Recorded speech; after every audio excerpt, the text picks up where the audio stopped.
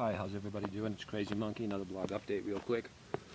So in this blog update, we're going to talk about real quick is how the left-wing parties, whether it's the Democrats here in the United States, different leftist parties all over Europe, Canada, Australia, all over the world, how your traditional socialist, leftist, Democrat, liberal type parties,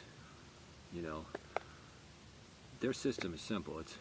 They want you to be poor and miserable so you become their voter. That's their system. It really is. All what they do is to try to create as much poverty, as much misery, to create a voting bloc, to keep voting them in office over and over and over. I'll give you a few examples real quick. You go to a poor neighborhood here in America, let's say a ghetto neighborhood where a lot of people are in public housing and a lot of people are on welfare and food stamps. And it's like 90% of those people vote for the Democrats. You go into another neighborhood, like in downtown Seattle, Capitol Hill, and you have these techies and yuppies, and there's some gays as well in Capitol Hill, and they're making $70,000 a year, and they're living in micro studios, and like 90% of them vote for the Democrats.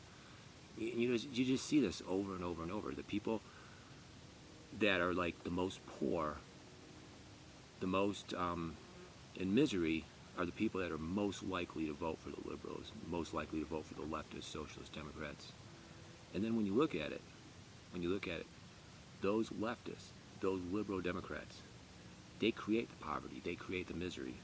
Here's an example. They support rent control. In places like San Francisco, all over, in these big cities, these big liberal leftist cities all over America, a lot of these leading Democrats support rent control.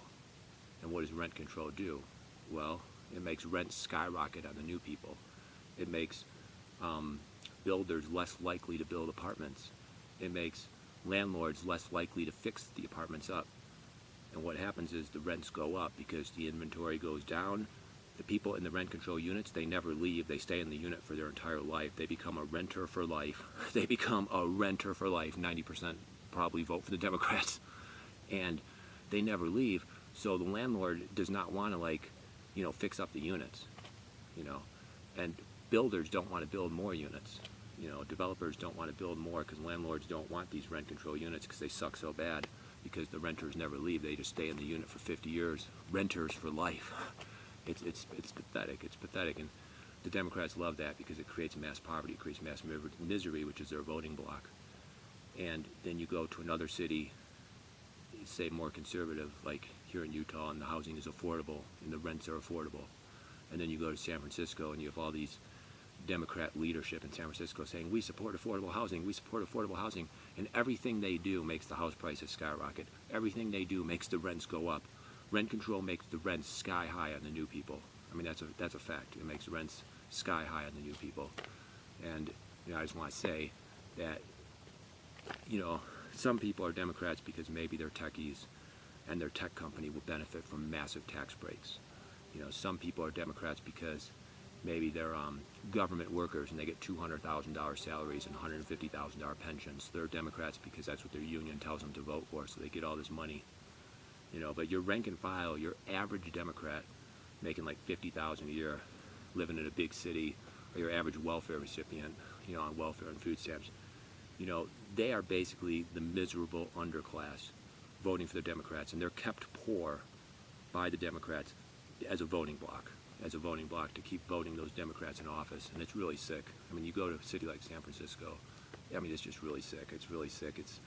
It's like you look at North Korea and you look at Cuba and you look at Venezuela and all these different socialist societies, and you see that in San Francisco. But obviously San Francisco is not as bad. It's obviously not that extreme. But you see that mentality in San Francisco by the the socialist left. You really see that mentality. So I just want to say that real quick.